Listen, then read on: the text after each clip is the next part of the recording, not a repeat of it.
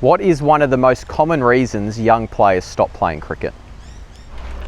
It's this time right here, the car ride home. Yeah, this is the moment here, Cam, where parents can make the biggest impact, both positively and negatively. May not be the easiest video to watch or listen to, but it's certainly the one they need to. We're going to give you 3 tips that you can do next time you're in this situation to help both the player and the parent.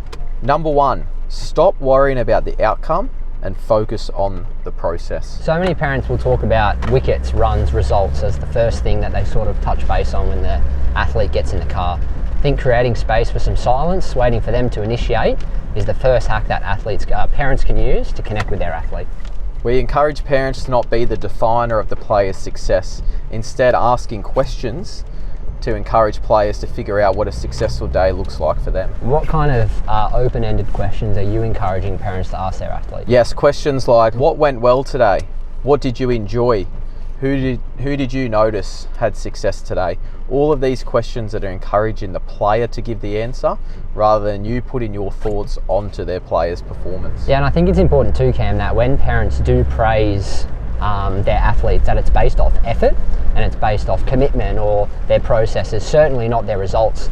We don't want athletes to feel like praise only comes when they've taken a good amount of wickets or scored a good amount of runs. Certainly, and parents can often have this conversation in their own mind before they get into the car. They've watched the outcome during the day, they've seen the duck, they've seen the none for 20 off 1 over, and they've had this conversation with themselves, and then when you get in the car, you're charged by emotion that is attached to the outcome. I think the last thing to touch on there too is obviously outcome does create the pressure. So it's like, well, what creates confidence? And that's when we focus on processes. Number 2, stop being the critic and start being a collaborator. Yeah, it's good. I mean, young athletes in general are finding a way just in life to regulate their own emotions. So once a parent gets in and all of a sudden they're critiquing everything they've done, it's not easy for kids to take that on board and process that and then respond correctly. And that's where if we can come across as a team player or a collaborator, we're now encouraging the athlete to speak feelings over to us rather than us speak feelings over to them. And it's similar to the first step. It's not saying the words for the player. It's letting them express their emotion, and it could be the same thing as what you're thinking, but allowing the player to express their emotions and how they felt on the day, whether that's a good outcome or a not so good outcome. And Cam, as a player, like the moment you step into the car anyway, you're already replaying the game. Yeah. Things you could have done better, moments of the game that you wish you took. So I think it's important to recognise as a parent that the athlete already knows these things. They've already critiqued themselves. So if you're there purely as someone who's collaborating and building confidence around, okay, let's allow you to lead the conversation, that's where things start to change. So essentially, Geordie, you're saying know your role. As a parent, your role is not to coach.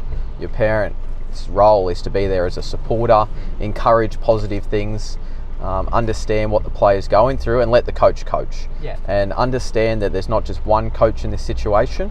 Often a lot of players have the coach on game day, they've got their private coach, rep coach, club coach, so there's already going to be some opinions coming from different people. The last thing we want is another opinion from the parent in the car on the way home. Yeah, exactly right. And I think if you can get your athlete feeling comfortable straight away, that's when these questions that you do ask can actually become really impactful.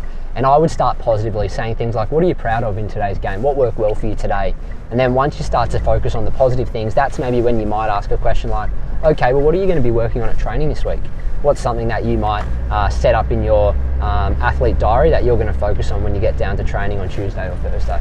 I think when a player sits in the car on their way home, it's really important that they understand they're going to get support and they're going to be enjoying that experience. They're not going to fear that ride home. Yeah, the last thing you want is a young athlete wheeling their kit into the car park, absolutely dreading opening that door. I think if it's an exciting period, that's where some real growth and the positive impact happens. And that's regardless of your intentions. I think a lot of times the examples we're giving here, parents come from a good place and they want good things to happen, but just it's really important to understand how when you do certain things like we're talking about, the influence it can have on the player with their performance on the field and how that can lead to performance in everyday life as well. All right, I think we get on to the third and probably the most important tip. Yes, the third tip is to turn tension into trust? The first thing that comes to mind there is allowing the athlete to dictate the conversation. You're allowing them to bring the first words, or essentially you're allowing them to spark the conversation. And there might be times where there isn't an opportunity for a conversation on the way home. Silence isn't a bad thing. No, and that's totally okay. This is the part where your athlete's potentially waiting for you to say something, or going, is mum or dad about to jump in, or are they allowing me to process this part first? And the topic doesn't have to be cricket. We keep talking about cricket here, but you could be talking about what's for dinner tonight, what's going to be at school this week. It could be anything related to other things outside of cricket, because remember, we're creating cricketers, but we're also trying to create good people. Yeah, exactly right. Silence is one of those times where I think athletes are questioning what's about to come next, and the first thing that comes out of your mouth is leading back to the first and the second step, making sure that it's something that's one, positive, and two, creating the correct impact, not the negative impact. So there's no rush into that first point of action or that first point of call. It's allowing space, allowing them to settle, to feel comfortable, and then organically waiting for the conversation to happen. Creating a safe environment. Absolutely. Which a lot of parents would probably do in their regular jobs that they practice all the time. It's a similar approach, but how can we do that in the car ride on the way home after a game of cricket? Yeah, now you might agree with everything we've just said, and that would be a great first step. But what's really important is that we begin to action these things. Don't expect perfection straight away. This is challenging for all parents and for all athletes, but it's a real opportunity for growth. And I feel like this is a real, back to that second point, it's a real opportunity to collaborate as a team. And if you can do this effectively, I really think post-game reflections and the week that's about to come is going to be so much more positively impacted based on this car ride home from cricket. Yes, and that comes from vulnerability. Accepting that it's something you're working on can be the first step in order to get better at that. Remember, the number one, the foundational element of the process pyramid here at MyPEAC is enjoyment. What are you doing as a parent to enhance that experience, instead of encouraging your player to fall out of love with the game? Remember, parents, you have more influence than you think. How are you going to use it?